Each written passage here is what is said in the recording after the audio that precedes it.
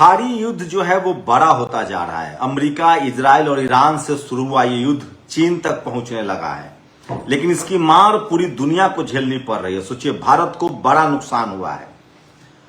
भारत जो दुनिया में पांचवें नंबर की इकोनॉमी थी, वो छठे नंबर पे चली गई है।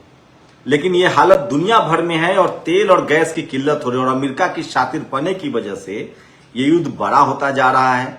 इसके लिए जिम्मेदार पूरी दुनिया जो है वो इजराइल और अमेरिका को ठहरा रही है। अब ये मामला इतना बड़ा हो गया। सोचिए, शुरुआत में ही डोनाल्ड ट्रंप ने लगातार दुनिया को गुमराह किया।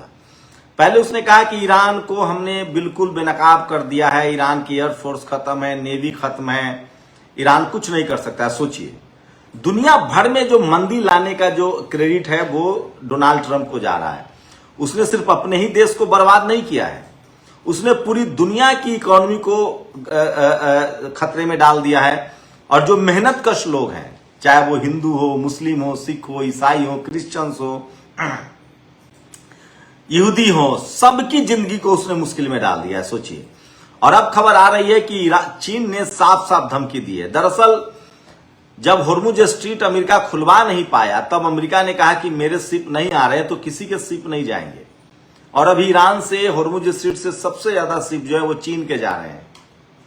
इसके बाद चीन का भड़कना लाजमी था। चीन ने कहा कि हमारा ईरान के साथ डील है, हमारा डील है, रक्षा का डील है, हमारा डील है, व्यापार का डील है, और दुनिया के किसी तीसरे आदमी की शक्ति नहीं है कि वो अपने क्षेत्र से बाहर जाकर हमारे डील को कैंसिल करा दे।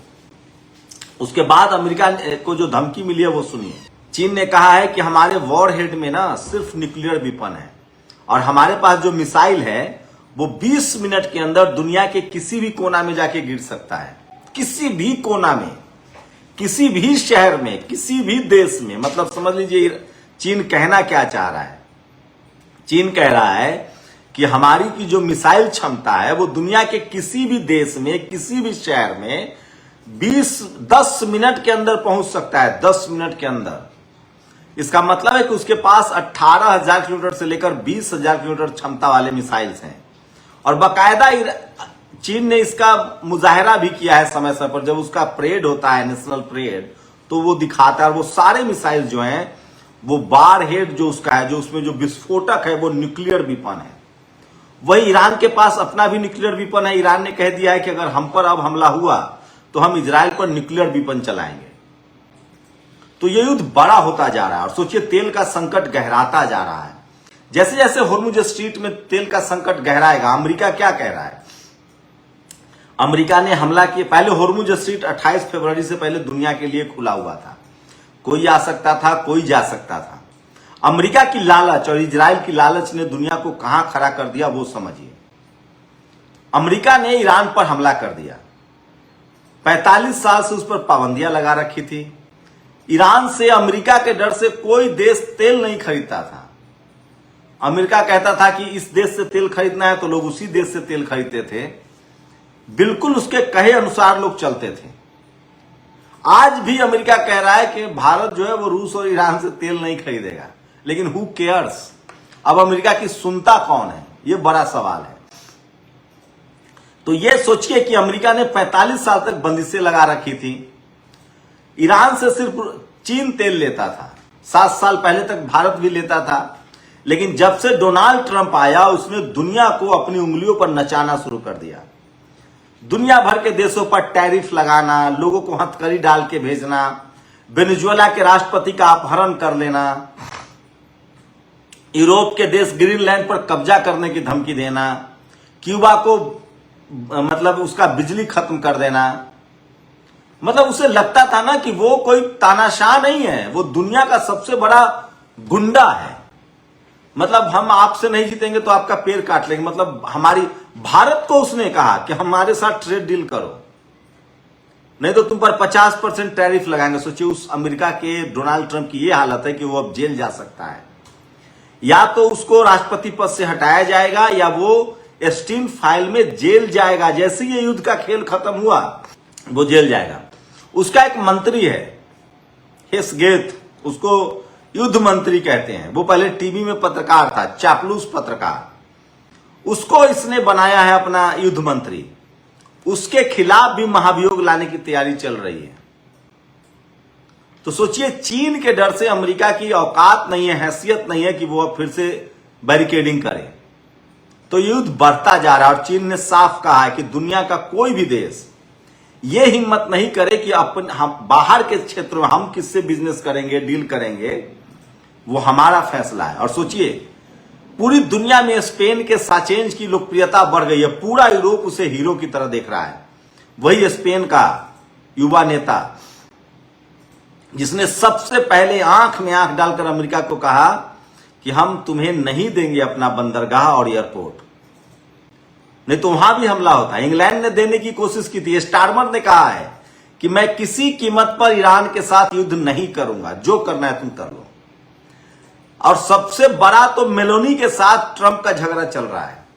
अब मेलोनी ने कहा है कि यूरोपीय संघ इजराइल पर प्रतिबंध लगाए और हम उसके साथ हैं। सोचिए, कल तक जो यूरोप पिछलग्गू बना घूमता था अमेरिका का, वो यूरोप अब अमेरिका के खिलाफ हो गया है। पूरा लैटिन अमेरिकी देश अमेरिका के खिलाफ है, ब्राजील, मैक्सिको। और जिन खाड़ी देशों को अमेरिका अपने लिए इस्तेमाल करता था सैनिक अड्डे के तौर पे, उनके तेल के कारोबार पर कब्जा था, उन देशों ने भी, चाहे वो सऊदी अरेबिया हो, कुवैत हो, कतर हो, उन सब देशों को लग गया है, क्योंकि ईरान ने इन सब देशों के सैनिक अड्डों पर हमला किया था। उनको लग गया है कि जो अमेरिका खुद नहीं बच पाया ईरान से, वो हमें क्या बचाएगा। और ईरान ने इतना सिकंजा कस दिया है कि अमेरिका की इतनी बेइज्जती कभी नहीं हुई होगी। ईरान कह रहा है कि अमेरिका को $270 बिलियन हर्जाना देना पड़ेगा। ये शुरुआती हर्जाना है, और पैसा नहीं दिया तो तुम्हारे होर्मुज स्ट्रीट के सारे शिप जो खड़ा है 150-200 वो बेच देंगे। साथ ही जो हमारी संपत्तियां सीज है पाबंदी के नाम पर, उसको छोड़ना पड़ेगा, तब आगे बातचीत बढ़ेगी। परमाणु वाला जो काम है वो हम छोड़ देंगे 5 साल तक के लिए। साथ ही उसने कहा है कि हम पर हमला अब आगे नहीं होगा, इसको लेकर तुम्हें एक डॉक्यूमेंट साइन करना पड़ेगा जिसमें रूस और चीन जो है वो ग्रांटर होगा, ताकि अगर आप हमला करें तो रूस और चीन हमारे साथ लड़े। ये शर्तें हैं ईरान की। साथ ही फिलिस्तीन को आजाद करना होगा, लेबनान पर हमले नहीं कर सकते हो, यमन पर हमले नहीं कर सकते हो, और ईरान के कब्जे में होगा होर्मुज स्ट्रीट। सोचिए, चलता फिरता होर्मुज स्ट्रीट को अमेरिका की गलती से अब ईरान उस पर अपना अधिकार कर लिया, और वो कह रहा है कि $2 मिलियन ये अमेरिका का अफवाह है। अब डोनाल्ड ट्रंप पहले तो उसने युद्ध शुरू किया दुनिया को ये जताने के लिए हम कितने बड़े सुपर पावर हैं। तो जब युद्ध में वो हारने लगा, उसके सारे मिसाइल्स गिरने लगे, जहाज गिरने लगे। अब कह रहा है कि चीन ने सारे मुहैया कराए हैं सैटेलाइट तस्वीरें ईरान को, और हथियार भी दिया। अब खबर आ रही है कि ईरान के पास अपना सैटेलाइट है। ईरान ने इतनी सोचिए, वहां 95% लिटरेसी है, और पीएचडी से कम एजुकेशन को एजुकेशन ही नहीं माना जाता है, और वहां लोग साइंस, मैथ सब पढ़ते हैं। ईरान मतलब वैज्ञानिकों का देश, और अपने दम पर ईरान इस युद्ध को लड़ रहा है। सोचिए, उसका जो लोकसभा का जो स्पीकर है वो फाइटर प्लेन उड़ाता है, जहाज उड़ाता है। वो खुद उसी जहाज को उड़ा के और पाकिस्तान गया था। गालिबफ, उनका नाम गालिबफ है। वो शख्स फाइटर प्लेन उड़ाता है, जहाज उड़ाता है, प्रोफेशनल पायलट है, और वो वार्ता में शामिल है। उनके जो राष्ट्रपति है पेजेस्कियन ईरान का, वो हार्ट सर्जन है। ये होते हैं असली धुरंधर। और अमेरिका को इस तरह से घुटने पर ला दिया। अब अमेरिका ने जब युद्ध में हार गया, खाड़ी देशों से उसका बोरिया बिस्तर बन गया, तब उसके यहां तेल में हाहाकार मचा हुआ है। खुद सबसे ज्यादा ट्रंप और के खिलाफ अमेरिकन हो गए। अब ट्रंप ने कोशिश की है कि दुनिया भर के देशों को, पहले उसने कहा कि युद्ध कीजिए हमारे साथ ईरान के खिलाफ, कोई नहीं गया। खाड़ी देश भी कहते रहे आज करेंगे हमला, कल करेंगे हमला, किया ही नहीं, फंस गया डोनाल्ड ट्रंप। अब उसने कहा कि हम बैरिकेड कर देंगे, हमको तेल नहीं मिल रहा है तो किसी को नहीं मिलेगा, ताकि दुनिया भर के देश ईरान पर हमला करेंगे। अब दुनिया भर के देश अमेरिका के खिलाफ हो गए हैं कि तुमने ईरान पर हमला किया, तुम्हारा तेल का रास्ता बंद है, तुम समझो तुम दूसरे का जहाज कैसे रोक सकते हो। और इसलिए चीन कह रहा है कि अब सीधे सीधे अगर हमारे और शिप को डिस्टर्ब किया गया तो हम सीधे हमला करेंगे। तो ये मामला पेचीदा होता जा रहा है। सोचिए, लेकिन एक बात तो तय है कि इजराइल तो छोड़ दीजिए, इजराइल की तो अब कोई चर्चा ही नहीं है, लेकिन अमेरिका की पूरी जो राजनीति थी, अमेरिका का जो पूरा वर्ल्ड ट्रेड था, इस एक शख्स ने उसको फर्श से अर्श पर ला दिया। और जो अर्श से फर्श का अमेरिका था, मतलब आसमान से गिरा और सीधे धरती पर भी, खजूर पर भी नहीं अटका है, सीधे धरती पर गिरा है। एक सन की राष्ट्रपति ने अमेरिका के सारी पोल पट्टी खोल दी, सारा व्यापार चौपट कर दिया। अब कोई हथियार खरीदने के लिए अमेरिका का तैयार नहीं है कि उसके हथियारों की कोई इतना महंगा हथियार है और काम का नहीं। ईरान ने सब सस्ते ड्रोन से उसको गिरा दिया और उसके पेट्रो डॉलर का पूरा कारोबार चौपट हो गया। कोई खाड़ी देश अब अमेरिका की बात सुनने के लिए तैयार नहीं है। और सोचिए, खाड़ी देश सोच रहे हैं कि होर्मुज स्ट्रीट से और अल-मंदेब से उनको भी तेल बेचना है, तो इससे अच्छा है कि ईरान से झगड़ा करने से अच्छा ईरान के साथ बना। 2.5 लाख मिसाइल स्टोर कर रखा है ईरान ने, 45 साल की तैयारी है ईरान से लड़ने के लिए। किसी को भी अमेरिका को फिर से 5 साल तैयारी करनी होगी कम से कम, तो ईरान भी तो तैयारी करेगा। और खाड़ी देश तो बिल्कुल ईरान के सामने खड़ा नहीं हो सकता है। इसलिए खाड़ी देशों ने तय किया है कि अब हम ईरान के साथ क्यों न रहें। तुर्की ने तय किया है कि हम ईरान के साथ क्यों न रहें। यूरोप को लगता है कि हमें ईरान के साथ जाना चाहिए। तो सोचिए, एक ईरान ने किस तरह से पूरी दुनिया की राजनीति को बदल दिया है। और अगर खाड़ी देश, एशिया के देश, जो इस्लामिक कंट्री है, जो ओपेक देश अगर एक हो गए तो यूरोप और अमेरिका की अर्थव्यवस्था चौपट हो जाएगी और एशिया में सस्ता तेल और गैस मिलेगा और लोग अमीर हो जाएंगे, इकोनॉमी यहां की बूम कर जाएगी। क्योंकि तेल, रूस के पास सबसे ज्यादा तेल है, ईरान के पास सबसे ज्यादा तेल है। पूरा खाड़ी एशिया, अगर आप एशिया के हैं तो एशिया में ही तेल है। अब उसमें आप हिंदू मुस्लिम मत देख लीजिएगा, एशिया में ही तेल है सारा।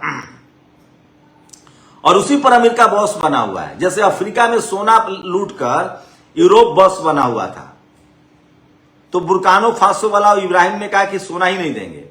अगर एशिया तेल देना बंद कर दे तो यूरोप और अमेरिका में ललटेन युग आ जाएगा। सोचिए, जरूरत है एशिया के देशों को कॉलेज यूनिवर्सिटी खड़ा करने की, बड़े बड़े इदारे खड़ा करने की और विज्ञान की तरफ जाने की, जो चीन और ईरान ने साबित कर दिया है। वही एक और खबर जरूर आपको बताऊंगा। सोचिए, नेपाल में जो नए प्रधानमंत्री बने हैं, यंग लड़का, यंग है, प्रधानमंत्री हैं, सारे वहां के प्रधानमंत्री और मंत्रियों की 20 साल की संपत्ति जांच होगी। और रोज बालेंसा आम लोगों से जाके मिलता है, रोज काला सूट, चश्मा। जेनजी वाले प्रोटेस्ट के बाद बालेंसा वहां के प्रमुख प्रधानमंत्री बने हैं और रोज मिलना, 20 साल तक सारे नेताओं की जांच होगी। एक पढ़ा लिखा कैबिनेट है, वहां का गृह मंत्री रोज रोड क्लियर करवाता रहता है, ट्रैफिक खत्म, गंदगी के खिलाफ अभियान चल रहा है। प्राइवेट स्कूल सब बंद कर दिए गए हैं, सरकारी स्कूल रहेगा। प्राइवेट अस्पतालों को शिकंजा टाइट कर दिया गया है कि 10% बेड गरीबों के लिए खाली रखना है। सोचिए, वहीं एक हंगरी है देश, वहां का जो प्रधानमंत्री था 15 साल से सत्ता में था और वहां की मीडिया पर कंट्रोल था, पूरी तरह से कंट्रोल था मीडिया पर। विपक्षी नेताओं को जेल में डलवा देता था, मीडिया कंट्रोल था। उसके कॉर्पोरेट वाले दोस्तों ने मीडिया खरीद लिया था। सरकारी चैनल, विपक्षी नेता जो अब चुनाव जीता है 15 साल बाद, उसको गाली देते थे। अब वो शख्स कह रहा है कि हम नियम बनाने जा रहे हैं कि कोई 2 बार से ज्यादा प्रधानमंत्री नहीं बन सकता है। तो बेईमानी क्यों करेगा कोई? अमेरिका में भी है कि 2 बार से ज्यादा कोई राष्ट्रपति नहीं बन सकता है।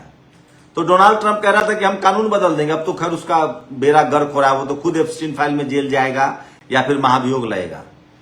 तो ये हंगरी वाला जो युवा प्रधानमंत्री है वो टेलीविजन चैनल पर गया, वो राष्ट्रीय चैनल था, और वो जो मैडम थी पत्रकार, वो उसको गाली गलौज करती थी जब वो युवा नेता था या विपक्ष का नेता था। बकायदा जब वो गया तो उसने कहा कि याद है आपको मेरे बारे में, आप मेरे बारे में क्या बोलती थी। वो महिला पत्रकार राष्ट्रीय चैनल का जो गोदी मीडिया था, उसने बकायदा माफी मांगना शुरू कर दिया। उसने कहा कि मुझे आपसे व्यक्तिगत दुश्मनी नहीं है, लेकिन ये सिस्टम को सुधारना पड़ेगा और सिस्टम में सब आएंगे। साथ ही एक आदमी 2 बार ही प्रधानमंत्री बन सकता है। तो आजकल ग्लोबल न्यूज पूरी दुनिया में सोशल मीडिया ने ग्लोबल न्यूज को भी दुनिया तक पहुंचाना शुरू कर दिया है। तो ग्लोबली देखिए, मैं ये बात क्यों कहा, जो टाइम मैगजीन ने जो 100 बड़े नेताओं की लिस्ट निकाली है उसमें बालेंद्र शाह का भी नाम है और वो हंगरी वाले का भी नाम है। सोचिए, इस बार हमारे प्रधानमंत्री का उसमें नाम नहीं है। तो ये तमाम बड़ी खबरें थी जो आज वायरल है। आप लोग अपनी राय जरूर दीजिए। हमारे साथ जुड़ने के लिए बहुत बहुत शुक्रिया। हमें एक्स पर भी आप हमें देख सकते हैं, एक्स पर भी हमारे हैंडल को आप जरूर लाइक कीजिए और हमारे यूट्यूब चैनल को भी सब्सक्राइब कीजिए और देखिए। फ्री मीडिया के लिए आपको कम से कम देखना तो पड़ेगा। हौसला अफजाई तो कीजिए, बाकी तो रिस्क हम लोग ले ही रहे हैं। नेशनल दस्तक की आपसे गुजारिश है कि अगर इसको बचाना चाहते हैं तो नेशनल दस्तक को सब्सक्राइब करने के लिए रेड कलर के सब्सक्राइब बटन को दबाएं, फिर बेल आइकन की घंटी दबाएं। नेशनल दस्तक को बचाने के लिए बहुत जरूरी है कि हर खबर को शेयर करें, लाइक करें, कमेंट जरूर करें।